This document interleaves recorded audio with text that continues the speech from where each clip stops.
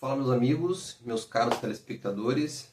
Depois de um bom tempo estou aqui novamente. Espero que esse ano eu consiga compartilhar muito mais das minhas leituras e das coisas que têm edificado a minha vida aqui com vocês, ok? Em 2024, se você for rolar alguns vídeos anteriores aqui no canal, você vê que eu trouxe algumas dicas de leitura para o ano 2024.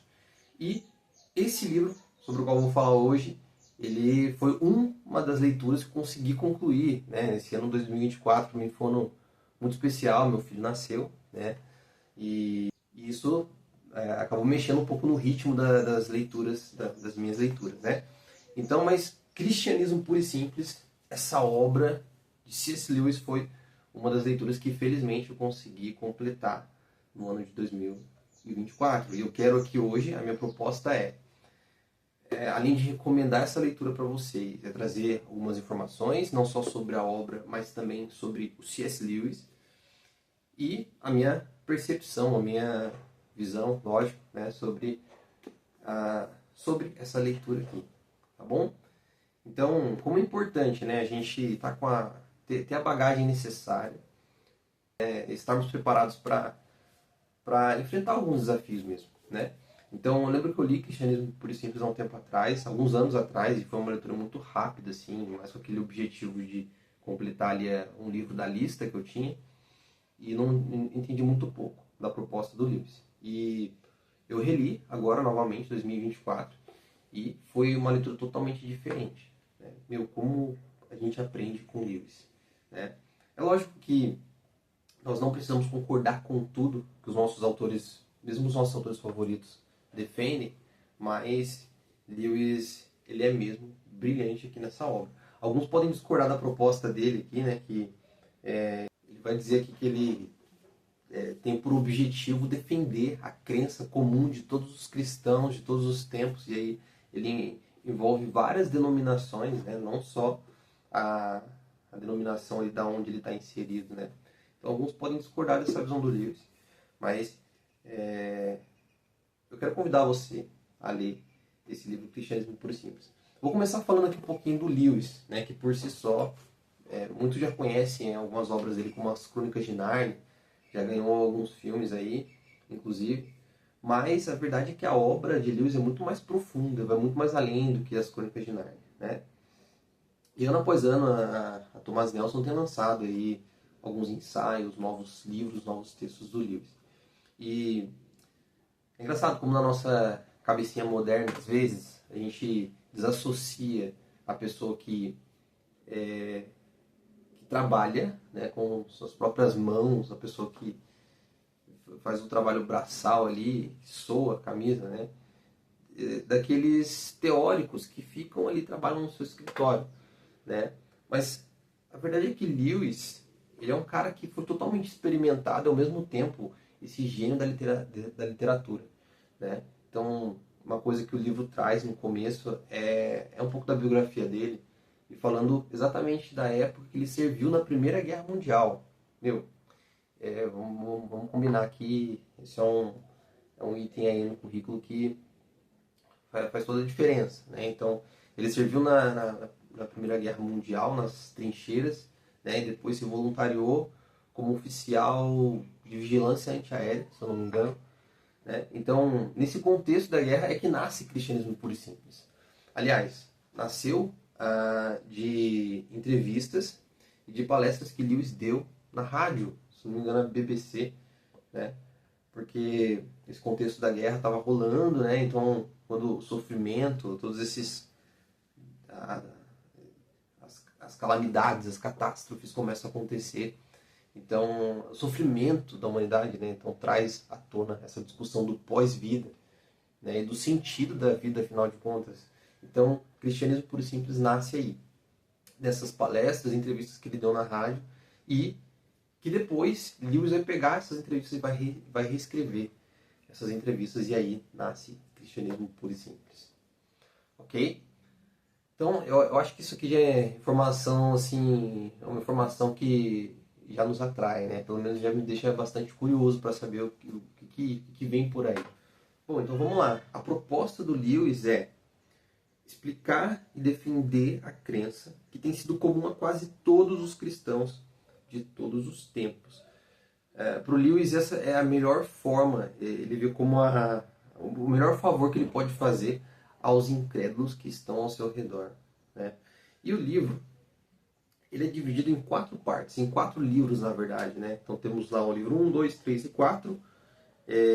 Lewis ele vai falar que para a gente encarar essa obra, esse trabalho dele, ele diz que isso é um saguão de uma grande casa, né? Que tem várias portas, inclusive. E esse trabalho dele é só o saguão para a gente não brigar com as outras pessoas que vão escolher portas diferentes da gente, né? Pode ser uma imagem aí que eu falando aqui assim pode trazer uma ideia talvez um pouco não tão clara, né, da obra. Pode achar que Lewis está sendo muito universalista, né, dizendo que daquela grande máxima, né, de que todos os caminhos levam a Deus, mas não é isso. Tá? Isso vai ficar muito claro ao longo da leitura. O livro 1, o certo e o errado como indícios para a compreensão do sentido do universo. Esse foi um livro que me chamou bastante atenção, porque foi no momento que eu estava lidando com alguns pensamentos ateístas, né? E estudando um pouco sobre isso. E, Lewis, ele é brilhante, ele é genial nesse livro aqui, porque ele vai falar um pouquinho de como que o certo e o errado e a moral, elas estão ligadas, conectadas com o Criador, vamos apontar para esse Criador como o Deus cristão, né, anunciado pelas Escrituras Sagradas, ele corresponde, né, a esses apontamentos do que é o certo e o errado, e de uma forma assim bem cirúrgica, acho que essa é a palavra, ele é muito detalhista, ele vai